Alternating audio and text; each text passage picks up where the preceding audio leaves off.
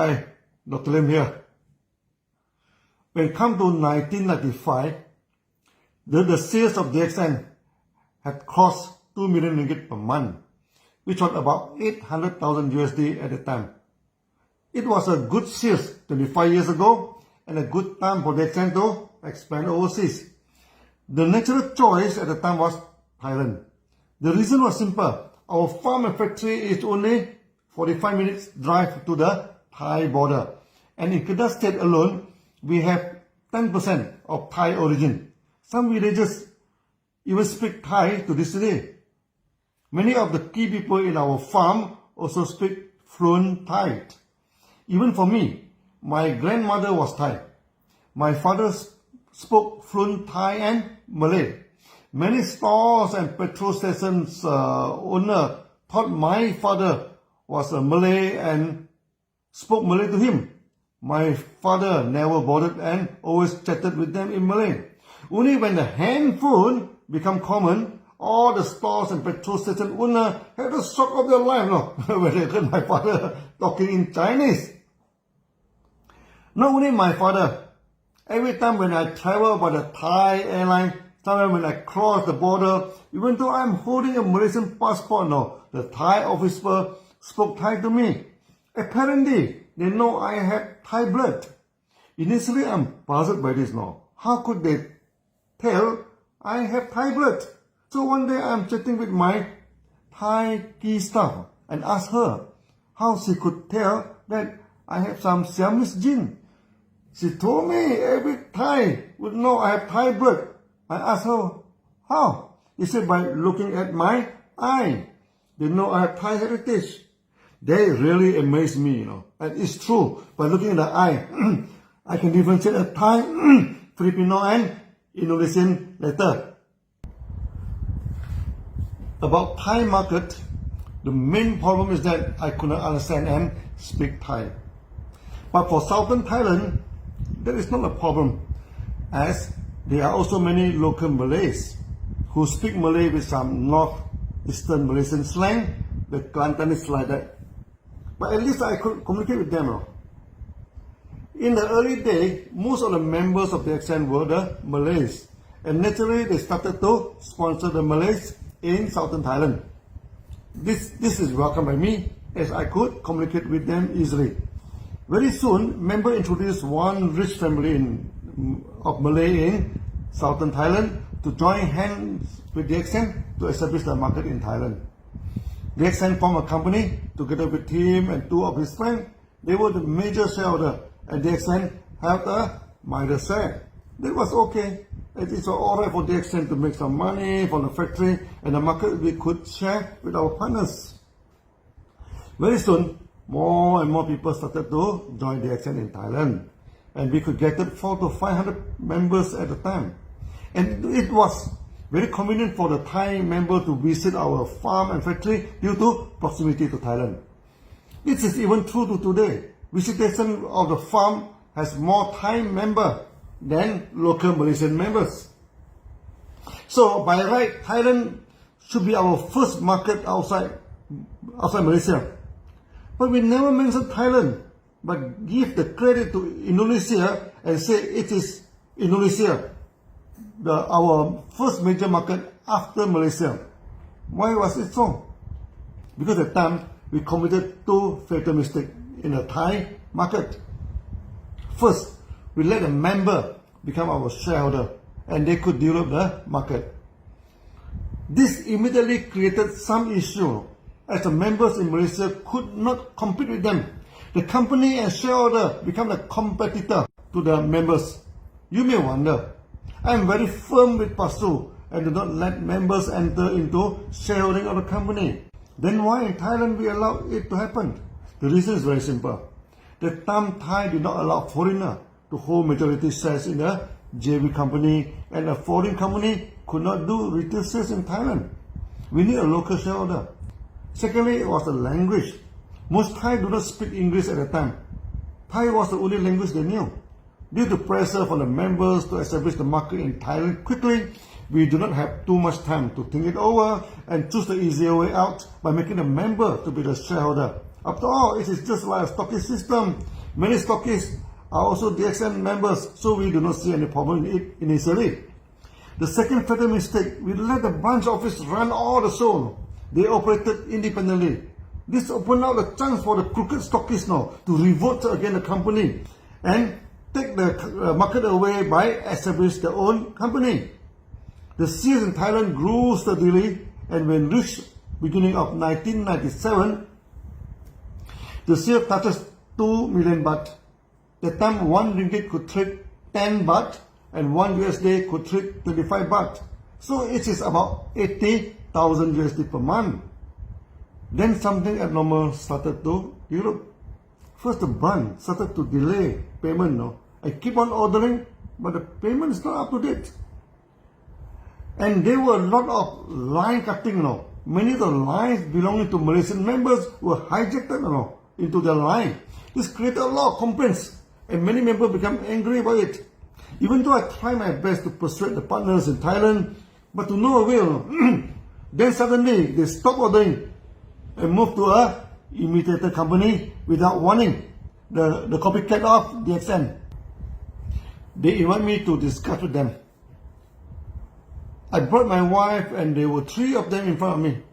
From the beginning, I immediately sensed the atmosphere was not good. No, they were arrogant and non-smelling. Then they accused DXN of stealing the technology from that imitator. No. They claim the imitator is a true technical holder and supply the products to DXN. Now they decided to join the original company. Before I could even explain myself, one of them took out a pistol and put it on the table between us. He told me, "You do not want to see my face again in Thailand." Actually, this was a common dirty technique in southern Thailand. They cooperate with you. When the business was good, then they show you pistol and ask a thug, to chase you away from Thailand. They thought that with my wife around, we would be frightened, but to their astonishment, my wife started to giggle and laugh at them. My wife know me well. When someone dared to threaten me like that, I would deal with them squarely. Immediately, I leaned myself towards them and talked coolly, point my finger to the pistol and said to them in Malay, "Tunjuk pistol karat ni," meaning showing me this rusted and stupid pistol. Karat means rusted in Malay. Then I asked sarcastically, "Hang tak malu ka?" Hang is a Kedah dialect meaning you, and in a very rude way. Only during quarrels we use that. So the question when translated means, "Are you idiots not feeling shameful?" I told them if they want to show pistol, at least show something like a James Bond one, not this rusted pistol, the shameful pistol karat. All of them were shocked by the response of me and my wife. They expect us to run back to Malaysia like a frightened cat. But instead I'm yelling at them like a mad tiger. I pointed to my eye and told them, "Darah semku lebih darimu. Hang nak main pistol kah? Mean my semin's blood is more than you. And you idiot wanted to play pistol with me." They were shocked, and they don't know how to respond to me. Then I challenged them to fire the first shot and see what will happen to them and their family. Of course, this was an open threat to them. I've learned from many lessons to the thug. Sometimes you have to use the rude language because this is the only thing they understand. Immediately they took away the pistol and apologized to me, and to me this was a misunderstanding. I told them not only I would come back to Thailand, if they dare to come and create trouble, and then they will see. Actually, half of my maternal families are in Thailand. They were no match to them, if some conflict did happen. They tried to tune down the situation and would like to treat me and my wife with lunch.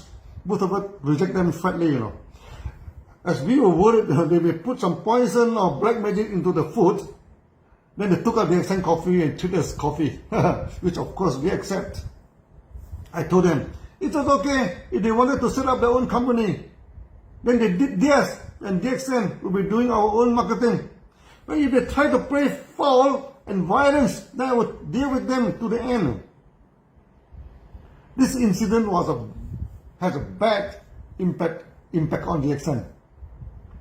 When a foreign partner jumped ship, we were facing almost a total loss in the market. Also, partnering with others when they do not allow the HQ instruction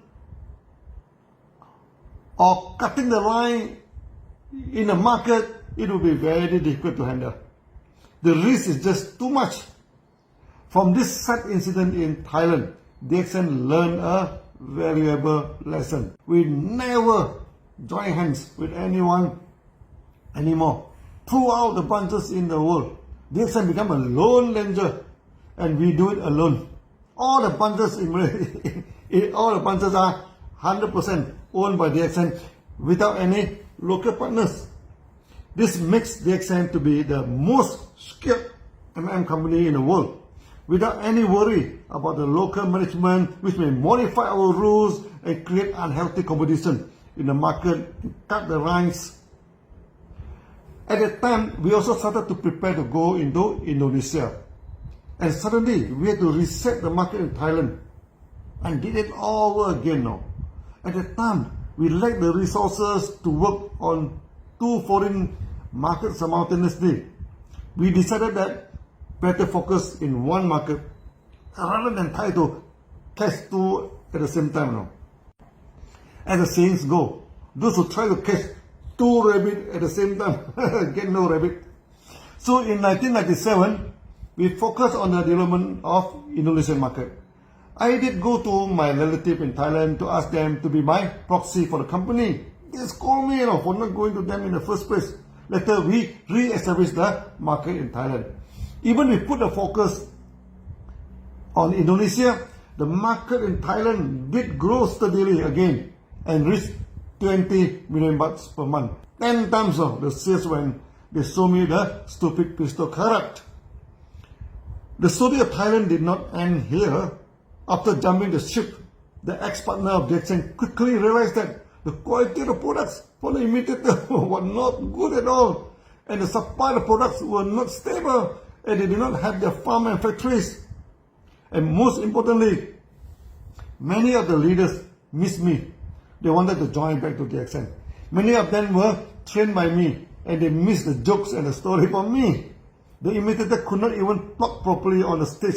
Forget about training them the products and marketing skill. Like Pasu, they quickly ended in trouble. The market was the only worthwhile market for the imitator. So the imitators always try to squeeze them out and took over the company. They did not call me, as before that I yelled at this our ex-partner. They called my brother Bunni, expressing their will to join DXN again. At first, Bunni rejected them flatly, but like Pasu, they called Bunni again many times. Eventually, Bunni passed the message to me. I decided to meet them. I'm going to tell you the dramatic development of meeting them in the next video. See you then.